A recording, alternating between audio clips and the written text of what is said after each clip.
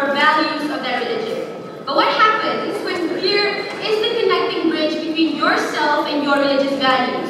Because fear is an emotion. It's an emotional state that can be shifted, it can disappear, and your mentality can change if you found other forces that created more fear with you, or you have been given time to become stronger enough to defy fear. So fear defeats the core tenet of religion, which is pure belief in those values. And that is one of the many reasons which side government in this debate is proud to propose that fear should not be used to proselytize or instill religious values.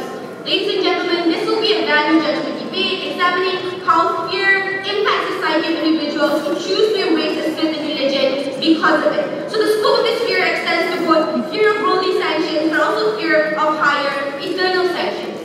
This debate is not about how do we effectively exclude fear out of the teachings and stories of religion, but if fear as a concept could be excluded from religion, will it be better or will it not be better for those religions and those individuals within it? We are only here to evaluate the outcome of it. So let's have this debate. Let's look at the first thing. How does fear contradict the core values of religion on three main levels?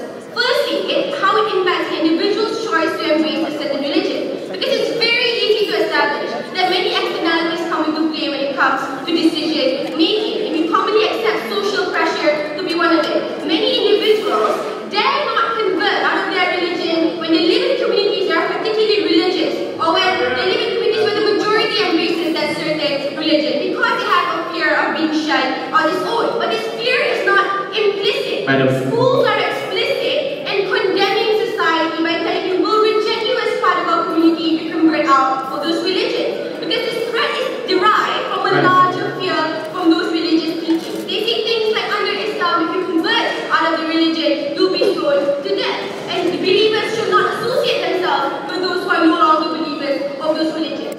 So what will you have on the status quo? You create a subset of communities who are not true believers of this religion, but made puppets by society who are disguising themselves as being believers of those religions when they never respected the values or practiced the values of those religions within their private sphere. And that defeats the entire purpose of religion, because you are creating false choices for these individuals through the fear that you are creating.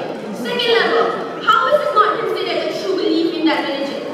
Fear is an emotional state that can be very effectively displayed through many avenues. Firstly, you can introduce a stronger element of fear. If a government were to come up and say, for those of you who don't want to convert of your religion, you will die right now, a lot of people will opt out of their religion, proving that they've never been a part of true believers or believing to the core values of this religion, Mr. Speaker, and therefore contradicting the purpose of religion. But secondly, they can have growth through new emotional strength. After long periods of oppression, people usually take a stance. It is either against bullying, it's against like dictatorial regimes, or even against personal beliefs or religion. Since there hasn't been any unique difference within the treatment that they've received, it's only an individual state of mind when they decided they're no longer a true belief of their religion. They no fear no longer plays a part within my individual choices, which is why it should not play a part when you wanted to force someone to believe their religion in the first place. But the third level of analysis, how does this harm the propagation of good values? Because when you have fear, you create a lot of paradox and a lot of moral contradictions. On one hand, you say God loves you. On the other hand, you say God can't wait to punish you. On the other hand, you say that religion is a choice. The other hand, you say you can't choose out of that religion, otherwise you'll be punished. On one hand, you say you are the way you are because God created you that way, but you're being punished because you are homosexual, even though you were born that way. What does these paradoxes do? It waters down the very message of these religions, because now believers will have a shaken belief. Whoever who is part of victims of circumstances within those fear, they will feel alienated, they will feel discriminated by those religions, and they will feel distinct enough from those religions to not be true believers of them. And that's the harm. Let's look at the second level of substance that I have for you, but before that, yes. Great. Secondly, let's look at the impact analysis on how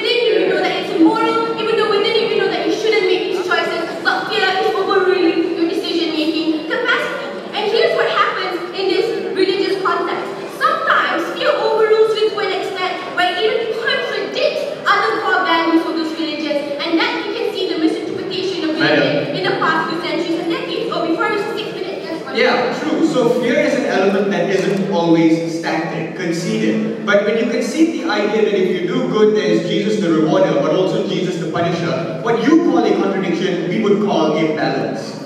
It is not a balance when it discredits the kinds of message that you want people to believe. It is not balance when that fear created false choices, creating disguises within your religious communities of people who don't actually believe in what you want them to believe. Let's look at the case in point of religious wars. These are missions to the death. You understand that you have to kill every individual within your path. These are things that contradict a lot of moral values of the religious. The first golden rule is thou shalt not kill. But this is when they tell you and implement fear by saying anyone who abandons this holy mission of God goes straight to hell. Anyone who dies in this mission of God goes straight to heaven, like Timothy has POI. But in the process, you commit violations like killing defenseless women and children. In that process, fear doesn't allow you to become a rational, objective person in evaluating which tenets of religion is most beneficial to you as an individual, because religion is an intrinsic value within that individual. Because when it comes to interpretation of religion, it has to become an individual decision, because God cannot tell you how you interpret a certain word. But lastly, how is this fear